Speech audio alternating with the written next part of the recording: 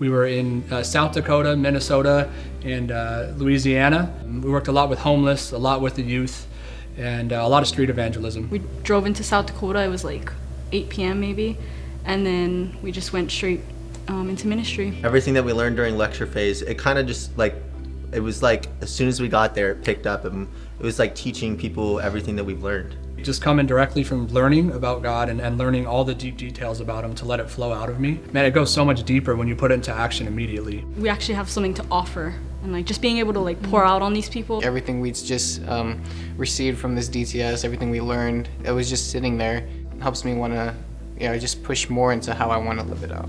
I have never like spoken into a mic before coming to DTS. And so I think it was like day 3, I was already preaching. Exactly what Jesus called us to do is that they will know who you are by the way that you love one another. You can see we're unified as a team. We're able to love on others. No matter where you went, there was always those people that, no matter like what kind of culture they grew up in or whatever the culture was in that area, those people still had an encounter with Christ. And it all looked the same. Man, I saw so many faithful men and women of the Lord. It was encouraging to see because I think the Lord is doing something in the church where He's raising up like a new generation of super hungry people for the Lord. And I really think He's doing a new thing. Like you get put in like close quarters or you're with each other for a long time, like you're bound to face some sort of breaking point like with each other. It's a choice that we make every day to wake up and say yes, like this is where the Lord has called us to be. I'm very much an extrovert, very expressive. And yet if you went to ask just about anyone who wasn't there with me in the last month, they would say that I'm probably the quietest, most introverted person in the whole school.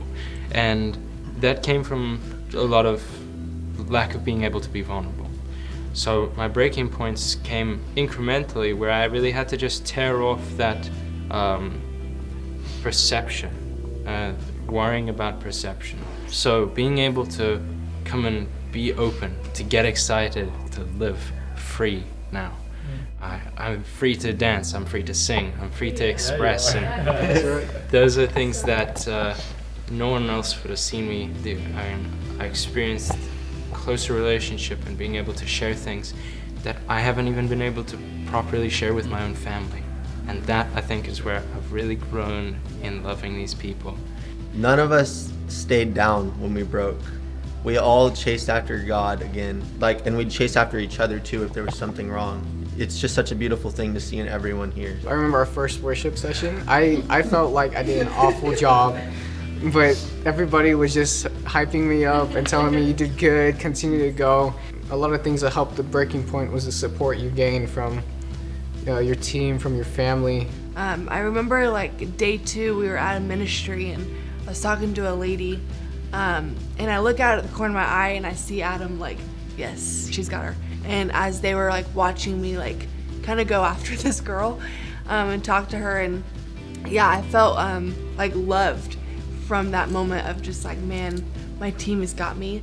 Yeah, a lot of the things, especially in worship, is where we got to go through it together. Yeah. If you asked anyone who heard our singing in the beginning, we were deemed potentially the least musical team, and yet in this state of going together, we spent time together singing to the point where anyone starts singing and everyone joins in. Yeah. And there was always music going on. And that in it just became the whole center of our group, was a lot of worship and praise. And together we overcame our perhaps greatest barrier.